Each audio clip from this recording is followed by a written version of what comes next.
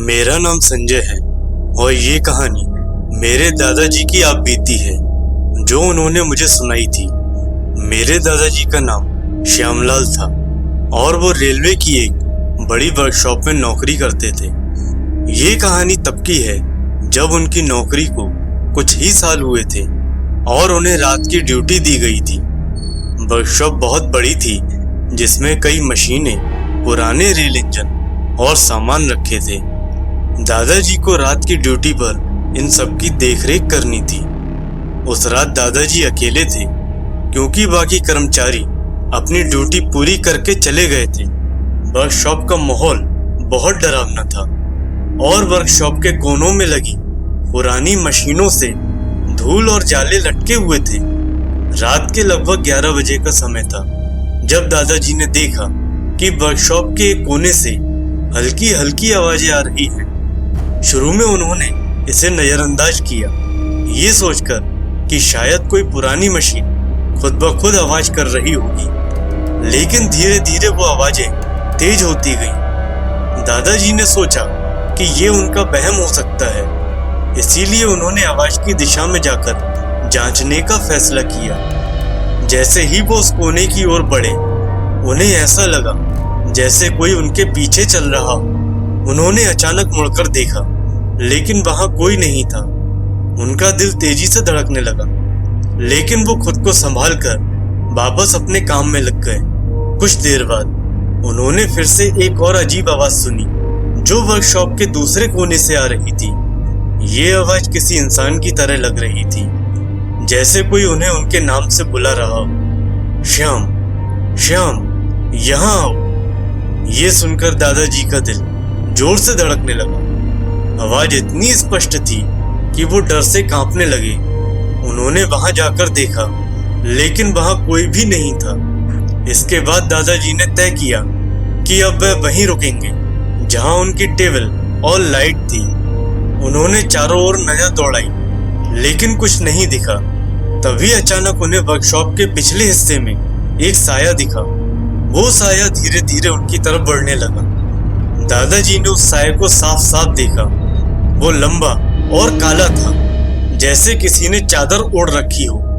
साया जैसे ही उनके पास आने लगा, उन्होंने महसूस किया कि हवा ठंडी हो गई है। उन्हें लगने लगा कि उनके हाथ पांव सुन्न हो गए हैं और वो डर के मारे कुछ बोल भी नहीं पा रहे थे।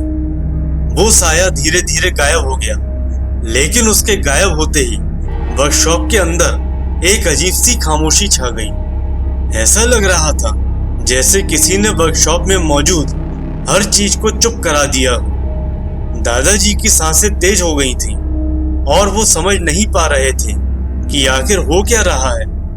कुछ देर बाद उन्हें फिर से अपने नाम की आवाज सुनाई दी, लेकिन इस बार वो आवाज बहुत पास से आ रही थी, मानो कोई उनके कान के पास फुसफुसा रहा हो। श्याम, तुमसे मिलने आया हूं। ये सुनते ही दादाजी के रोंगटे खड़े हो गए। उन्होंने देखा कि वर्कशॉप के अंदर की सभी लाइट्स एक एक करके बंद हो रही थीं और वो अंधेरे में घिर गए।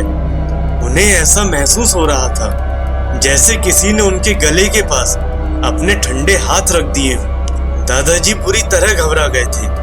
वो अपनी टॉर्च लेकर वर्कशॉप से बाहर भागने की कोशिश करने लगे, लेकिन जैसे ही उन्होंने दरवाजे की ओर बढ़ना शुरू किया, दरवाजा खुद ब खुद बंद हो गया। अब वो पूरी तरह से फंस चुके थे। उन्होंने बहुत कोशिश की, लेकिन दरवाजा नहीं खुला। तभी अचानक से उन्होंने महसूस किया कि उनके पीछे कोई खड़ा है। जब उन्होंने पीछे मुड़कर देखा तो वही साया फिर से उनके सामने खड़ा था। इस बार साये की आंखों से लाल रोशनी चमक रही थी।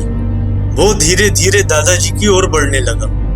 दादाजी का शरीर मानो पत्थर का हो गया था और वो हिल तक नहीं पा रहे थे।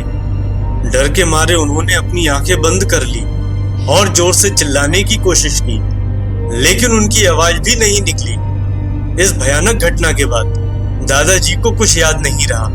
वो वहीं बेहोश हो गए थे। अगली सुबह जब वर्कशॉप के बाकी कर्मचारी आए तो उन्होंने दादाजी को बेहोश पड़ा पाया। वो उन्हें तुरंत होश में लाए और उन्हें पानी पिलाया। जब दादाजी ने होश संभाला तो तो उन्होंने अपने साथ हुई सारी घटनाएं बताई। सभी कर्मचारी दादाजी की बातें सुनकर हैरान रह गए, क्योंकि इस तरह की घटनाओं के बारे में पहले भी कई लोगों से सुना था, लेकिन किसी ने भी इस तरह का डरावना अनुभव नहीं किया था। दादाजी ने उस रात का अनुभव कभी नहीं भुलाया। उन्होंने कई बार कहा कि वो साया उन्हें आज भी कभी कभी सपनों में दिखता है और दादाजी को उनके नाम से बुलाता है।